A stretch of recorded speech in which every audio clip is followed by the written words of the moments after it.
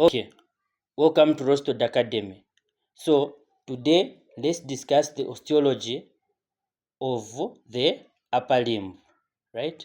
So when we're talking about the upper limb, we're simply talking about these bones, right? So whenever you are approaching upper limb study, make sure you start with the bones.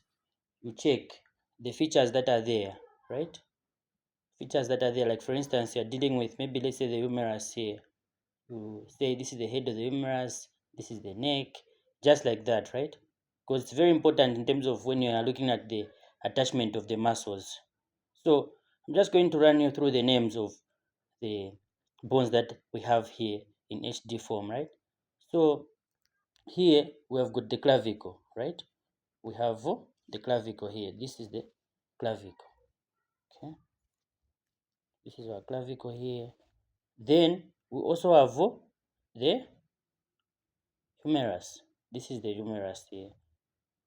So if you look at the humerus here, there's the radial groove just at the back here. You need to check on it, right? Where the radial nerve passes through. Okay. Then here, this is our scapula. Scapula here. So this is the posterior section, right? Here, make sure you understand which one is the medial border and which one is the lateral border, because they tend to confuse a bit, right? Okay, so this is the posterior portion of the scapula. Then here, when I turn like this is the anterior surface of the scapula, where there's going to be subscapularis muscle, right, which is facing the ribs at the back. Okay, so from here, from the humerus, from the scapula, from the clavicle, here these are the ones that you can see the muscles here on the elbow joint. Okay. This is very important in terms of when we're talking about the cubital fossa, right? Because this is going to form the floor of the cubital fossa. So on the lateral aspect here, we have got the radius. This is the radius here. So remember that on the lateral, you have got the radius. Then on the medial, you have the what? The ulna. So when you are studying, make sure you check on the anatomical features. Then in between here, we've got this membrane here, interosseous membrane, which is going to connect these two together, right? Okay. So from here, we've got these bones, the carpal bones. Let me just remove this so that you take a look at them. We've got proximal ones as well as the distal ones. But before that, let me also make mention of this flexor retinaculum, right?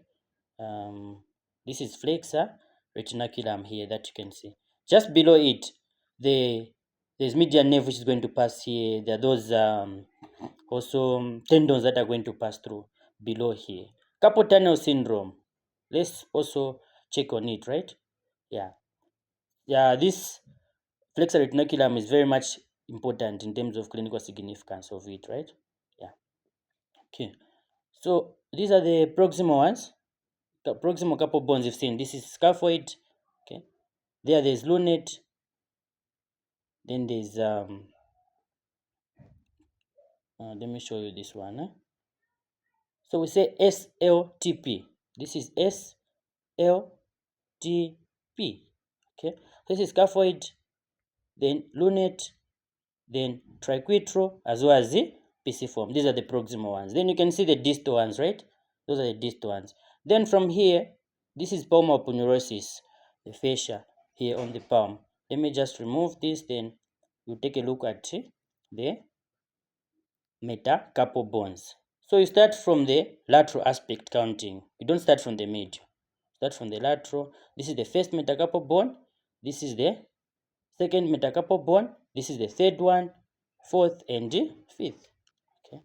Then here, these are the phalanges that are here now. If you look at the thumb, it has got only proximal and distal phalanx. So this is proximal and distal phalanx. Okay. But when you look at these other ones here, we have proximal, middle, and distal phalanx. Okay. Yeah, that's how it flows, right? Okay, so thank you so much for watching. Make sure you also subscribe to our channel to ensure that you show us support as well. So thank you so much, right?